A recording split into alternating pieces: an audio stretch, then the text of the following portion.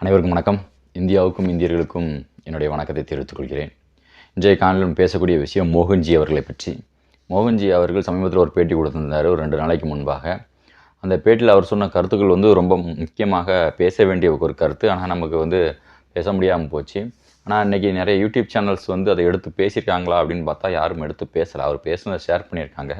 ஆனால் அவர் பேசிய பேச்சு கண்டிப்பாக ஒரு விவாதம் செய்யக்கூடிய ஒரு விஷயம். பலரும் இன்றைக்கி பார்த்தும் பாராமலும் அப்படி கண்டுக்கிடாமல் போயிடுவாங்களாம். அது கடந்து போகிறது, அந்த கடந்து போகிற வேலைகளை இங்கே நிறைய பேர் பண்ணிக்கிட்டு இருக்காங்க. உண்மைதானே சார்? இப்போ கலப்பு திருமணத்தை தமிழ்நாடு அரசு எதுக்கு ஊக்குவிக்கணும்?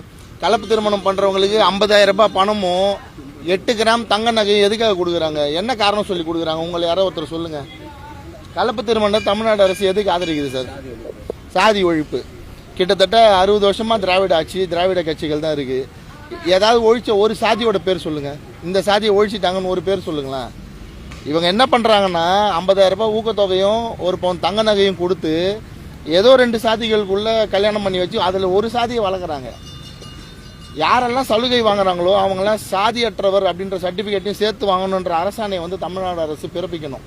இல்லைன்னா நீங்கள் இந்த கண்துடைப்பு தான், நாங்களும் சாதியை ஒழிச்சிருவோன்னு சொல்லி பல அரசியல் கட்சிகள் மாதிரி தமிழக அரசே அதை செய்கிறது ஒரு கண்துடைப்பாக தான் நான் பார்க்குறேன். நீங்கள் கலப்பு திருமணம் செஞ்சவங்களுக்கு உதவித்தொகையும் அவங்களுக்கு ஊக்குவிக்கணும் செய்யணும்னா நிச்சயமாக இன்றைக்கி சாதியற்றவர் பார்த்திபன் சார் இயக்குனர் இருக்கார்ல, அவர் இப்போ வாங்கியிருக்காருல ஒரு சான்றிதழ் சாதியற்றவர்னு. அந்த மாதிரி ஒரு சான்றிதழை கலப்பு திருமணம் செஞ்சு நிவாரணம் வாங்குற அத்தனை பேரும் கொடுக்கணும்னு ஒரு தமிழக அரசு ஒரு ஆணை பிறப்பிக்கணும்னு நான் கேட்டுக்கொள்வேன். மோகன்ஜி அவர்கள் ஏதாவது ஒரு சர்ச்சையான ஏதாவது ஒரு விஷயம் பேசிட்டார் அப்படின்னா அதை எடுத்து நியூஸ் போடுறது, பிகை நியூஸ்லேருந்து எல்லாருமே, கலாட்டாலேருந்து எல்லாரும், மெயின் ஸ்ட்ரீம் மீடியாக்கள் எல்லாருமே மோகன்ஜி இப்படி பேசிட்டாரு, ஜாதி வெறியோடு பேசிட்டாரு பாருங்கள் அப்படின்னு சொல்லி அதை வீடியோ போடுறீங்கல்ல. ஆனால் மோகன்ஜி ஒரு சரியான கருத்துக்களை பேசும்போது அதை மக்கள் மத்தியில் கொண்டு போகாமல் அதை அப்படி முடக்கிற வேலைகளையும் இந்த மீடியாக்கள் பார்க்குறாங்க. அவர் என்ன பேசினார் அப்படிங்கிறத நம்ம சொல்கிறதுக்கு முன்னாடி ஒரு விஷயம் நான் பதிவு பண்ணணும்.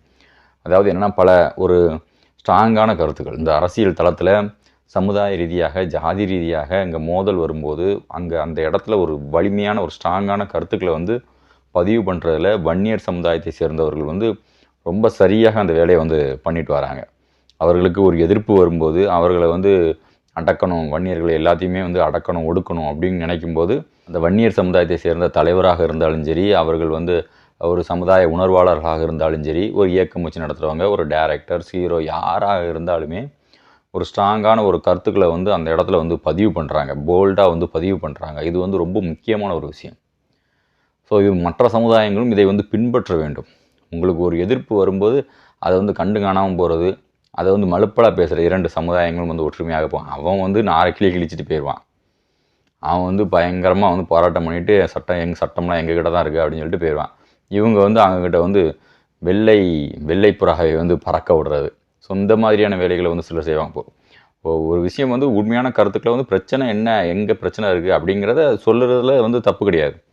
அது சொல்கிறதுல தப்பு கிடையாது. அது தொடர்ந்து இந்த மாதிரி நடக்கும்போது இதற்கு என்ன காரணம் அப்படிங்கிறத பேசுகிறதையும் தப்பு கிடையாது. இவங்க என்ன பண்ணுறாங்கன்னா 50,000 ரூபாய் ஊக்கத்தொகையும் 1 பவுன் தங்க நகையும் கொடுத்து ஏதோ 2 சாதிகளுக்குள்ளே கல்யாணம் பண்ணி வச்சு அதில் ஒரு சாதியை வளர்க்குறாங்க. யாரெல்லாம் சலுகை வாங்குறாங்களோ அவங்களாம் சாதியற்றவர் அப்படின்ற சர்டிஃபிகேட்டையும் சேர்த்து வாங்கணுன்ற அரசாணையை தமிழ்நாடு அரசு பிறப்பிக்கணும். இவ்வளவு தெளிவான ஒரு கருத்து பாருங்கள். அதாவது ஜாதி ஒழிப்பு, ஜாதியை ஒழிக்கிறோம், அதனால் ஜாதியை ஒழிக்கிறோம் அப்படின்னா கலப்பு திருமணம் பண்ணாதான் ஜாதி ஒழியும் அப்படின்னு சொல்கிறாங்கல்ல. அப்போ நீ கலப்பு திருமணம் பண்ணுன அப்படின்னா உனக்கு ஜாதி இல்லை, நீ ஜாதி இல்லாதவன் அப்படின்னு சான்றிதழ் வாங்க வேண்டியதானே. இதுதான் மோகன்ஜி அவர்கள் ஒரு சரியான ஒரு நறுக்குன்னு ஒரு கேள்வியை கேட்டிருக்காரு. உனக்கு ஜாதியை ஒழிக்கணும் அப்படி தானே, ஜாதியை ஒழிக்கணும் அப்படின்னு சொல்லிட்டு தான் நீங்கள் கலப்பு திருமணம் பண்ணுறீங்க, நாங்கள் கலப்புகளை உருவாக்குறோம் அப்படின்னு சொல்லி. சரி, கலப்புகளை உருவாக்குனா அப்போ நீங்கள் ஜாதி இல்லாதவன், உங்களுக்கு ஜாதி போயிடுச்சு தானே. நீங்கள் ஜாதியை துறந்து தான் நீங்கள் கலப்பு திருமணம் பண்ணுறீங்க. அப்போ கலப்பு திருமணம் பண்ணால் அப்போ நீங்கள் ஜாதி இல்லாதவர் அப்படின்னு சொல்லி ஒரு சர்டிஃபிகேட் வாங்கணும்ல. இன்றைக்கி நிறைய பேர் ஜாதியை ஒழிக்கிறதுக்கு புறப்பட்டு உட்காந்துக்கிட்டு நாங்கள் ஜாதியை பற்றிலாம் பேசக்கூடாது, ஜாதி பற்றாக இருக்கக்கூடாது, ஜாதி உடன்பாடலாக இருக்கக்கூடாது அப்படின்னு சொல்லி பேசுகிற எல்லாருமே நீங்கள் ஜாதி இல்லாதவர்னு சர்டிஃபிகேட் வாங்கிக்கோங்க. விசிகா விடுதலை சிறுத்தைகள் கட்சியில் சேரணும் அப்படின்னாலே அதற்கு ஒரு தகுதியாக வைங்க. எல்லோரும் விசிகாவை சேர்ந்த எல்லாருமே ஜாதி இல்லாதவர் அப்படின்னு சர்டிஃபிகேட் வாங்கி ஜாதி ஒழிஞ்சிரும்ல. முதல்ல உங்கள் கட்சியில் ஒழிச்சிருக்கலாம்ல. ஒழிச்சிட்டு அந்த கட்சியில் சேர்ந்தவர்களுக்கு நீங்கள் பொறுப்பு கொடுக்கலாம். நாம் தமிழர் கட்சியில் இருக்கிறவங்க, நாம் தமிழர் கட்சியோட அடிப்படை தகுதியாக எல்லாரும் தமிழர்கள் அப்படின்னு ஒரு சர்டிஃபிகேட் வாங்கலாம். நாம் தமிழர் அப்படின்னு நீங்கள் வந்து ஒரு சான்றிதழ் வாங்கிக்கலாம். நம்ம எல்லாருமே தமிழர் ஓரினம், அதனால் எல்லாருமே தமிழர்கள்னு சர்டிஃபிகேட் வாங்கிக்கோங்க. இல்லைன்னா ஜாதி இல்லாதவர், எனக்கு ஜாதி கிடையாது, கம்யூனிட்டி அப்படின்னு சொல்லி நீங்கள் அதுக்கு ஒரு சர்டிஃபிகேட் வாங்கிக்கலாம். அப்படி வாங்கிக்கலாம்ல நாம் தமிழர் கட்சி. நீங்கள் தானே அதிகமாக வந்து புரட்சி பேசுகிறீங்க, எந்த ஒரு புரட்சியை பண்ணுங்கள். ஸோ கலப்பு திருமணத்தை வந்து அரசாங்கம் ஊக்குவிக்குது அப்படின்னா, நீ கலப்பு திருமணம் பண்ணி அவர்களுக்கு கலப்பு திருமணம் பண்ணவங்க ஜாதியை கடந்து வந்துட்டாங்க அப்படின்னா அவர்களுக்கு வந்து ஜாதி இல்லாதவர் அப்படின்னு ஒரு சான்றிதழை வந்து அரசாங்கம் கொடுக்க ஏன் மறுக்குது? அப்போ 2 பேரும் வந்து கலப்பு திருமணம் பண்ணி அதில் ஒருத்தருடைய ஜாதியை மட்டும் வாங்கிக்கிட்டாங்க அப்படின்னா அப்போ ஒருத்தரோட ஜாதியை வந்து டாமினேட் பண்ணுறாங்கன்னு தானே அர்த்தம். நீ இப்போ 2 ஜாதியாக இருக்க முடியாது அப்படின்னு சொல்லிட்டு ஏதாவது ஒரு ஜாதி பேரை நீங்கள் போட்டுக்கிறீங்க. அது எந்த ஜாதியில் சலுகை கிடைக்குமோ அந்த ஜாதி பேரை நீங்கள் போட்டுக்கிறீங்க. அப்போ வந்து இப்போ ஒரு பேரண்ட்ஸ் இருக்காங்க, அவங்களுக்கு ஒரே ஒரு பொம்பளை பிள்ளை இருக்குது, ஓகேவா, ஒரே ஒரு பொம்பளை பிள்ளை இருக்குது. அதை வந்து இன்னொரு ஜாதிக்காரங்க காதல் திருமணம் பண்ணிட்டீங்க அப்படின்னா அப்போ ஜாதி இல்லாதவர் அப்படின்னு சர்டிஃபிகேட் வாங்கிட்டீங்கன்னா ஒரு பிரச்சனையும் கிடையாது. நீங்கள் வந்து அங்கே போய்கிட்டு நீங்கள் வந்து இன்னொரு ஜாதி பேரை போட்டுக்கிட்டீங்க அப்படின்னா அப்போ இந்த பேரண்ட்ஸ் அவர்களுக்கு வாரிசு சிந்திச்சு பாருங்கள். அப்போ அந்த ஜாதியை வந்து அழித்த மாதிரி தானே ஆகும். ஒரு கம்யூனிட்டியை முழுமையாக அழிச்சிட்டு அவர்களோட தலைமுறையை அப்படியே முடிச்சுட்டு நீங்கள் இன்னொரு தலைமுறையாக மாறுறீங்க, இன்னொரு ஜாதி பேரை போட்டுக்கிறீங்க. அப்போ இந்த தலைமுறை ஒரு ஜாதி அழிச்சிட்டு இன்னொரு ஜாதியை வாங்குறது தானே அப்போ கலப்பு திருமணமாக இருக்குது அப்படிங்கிறத மோகன்ஜி அவர்கள் மிக தெளிவாக கேட்டிருக்காரு. சிந்திக்கக்கூடிய மிகவும் ஒரு ஆழமான ஒரு பேச்சு.